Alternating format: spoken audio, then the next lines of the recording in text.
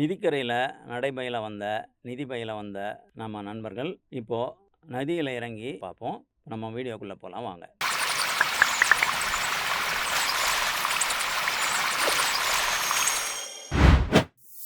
டாடா குழுமம் இந்தியாவோட மிகப்பெரிய தொழில் குழுமம் அப்படிங்கிறதுல யாருக்கும் சந்தேகம் இல்லை. அதுதான் நம்ம விரிவாக கடந்த சில வீடியோக்களில் பார்த்துட்ருக்குறோம். டாடா குழுமத்தை சேர்ந்தவங்களை பார்சி அப்படிங்கிற ஒரு வகையினராக சொல்லுவாங்க.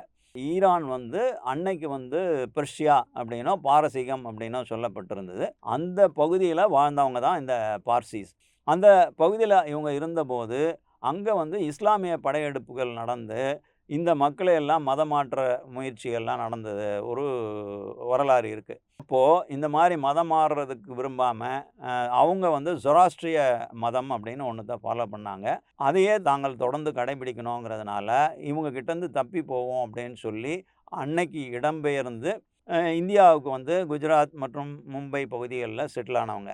இது எப்போ நடந்ததுன்னா கிட்டத்தட்ட 8வது நூற்றாண்டு முதல் 10வது நூற்றாண்டு வரை, அதாவது இன்றைக்கி பார்த்திங்கன்னா பல நூறு ஆண்டுகளுக்கு முன்னாடி நடந்திருக்கு. ஸோ அதுக்கப்புறம் இவங்க ஒரு குழுவாக இடம்பெயர்ந்து அங்கேருந்து வந்தவங்க அப்படிங்கிறதுனால இவங்களுக்குள்ள ஒரு பாதுகாப்பு உணர்வுனால அவங்க அவங்களுக்குள்ளவே திருமணம் பண்ணுறது அந்த மாதிரியான ஒரு நடைமுறையை அவங்களோட பழக்க வழக்கங்களை கடைபிடிச்சிருந்தாங்க.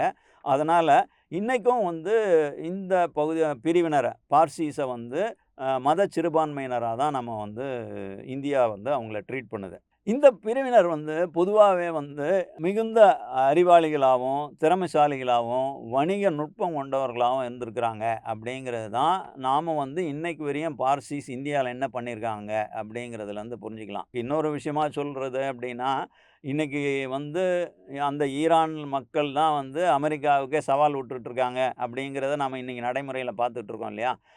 எவ்வளோ வலிமையான ஒரு நாடாக இருந்தாலும் அமெரிக்கா இன்றைக்கி அவ்வளோ ஈஸியாக அவங்க நினச்ச மாதிரி ஈரானை ஜெயிக்க முடியலங்கிறதுக்கு காரணம், அதே மாதிரி அமெரிக்காவுக்கு சவால் விடுற மாதிரி தன்னோட ஆயுதங்களை வச்சு அவங்க அட்டாக் பண்ணுறாங்கங்கிறது மாதிரி தொழில்நுட்ப ரீதியாகவும் மற்ற வகையிலும் முன்னேறிய பிரிவினராக அவங்க இருக்காங்க. ஸோ அவங்களோட வழித்தோன்றல்கள் தான் இவங்க. அப்படிங்கிறதுனால பார்சிகள் இந்தியாவுக்கு வந்த பிறகும் இதே மாதிரி ஒரு திறமைசாலிகளாகவும் ஒரு சிறந்த வணிகர்களாகவும் வந்திருக்காங்க.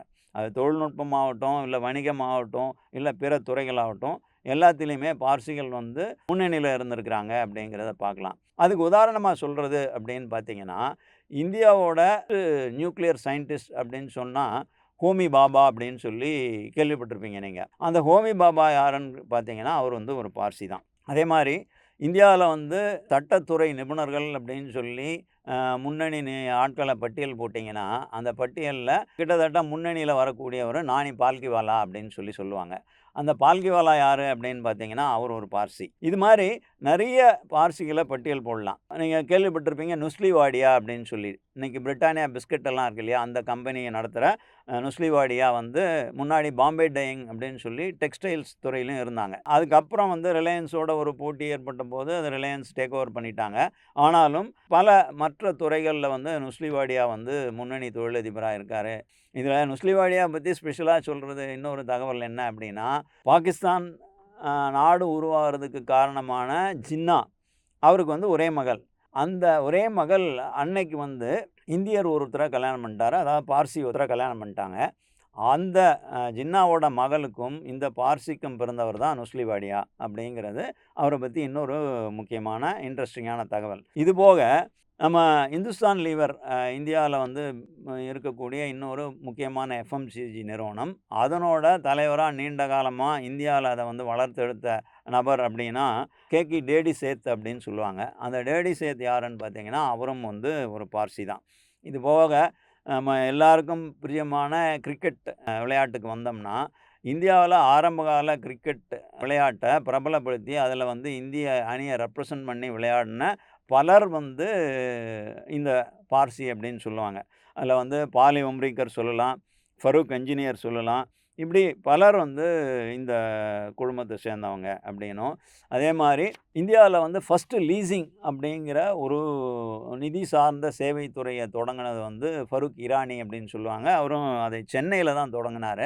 அந்த ஃபரூக் இரானியம் ஒரு பார்சி அப்படிங்கிறத கவனிக்கணும். இதில் இந்த பார்சிஸ் அவங்களோட சர்நேமா இப்போ சர்நேம்ங்கிறதெல்லாம் தமிழ்நாட்டில் அவ்வளோ பிரபலம் இல்லை. பட் இந்திய அளவில் போகும்போது உங்களுக்கு தெரியும். பலர் வந்து அவங்க ஜாதி பெயரை வந்து சர்நேமா வச்சுப்பாங்க அப்படின்னு.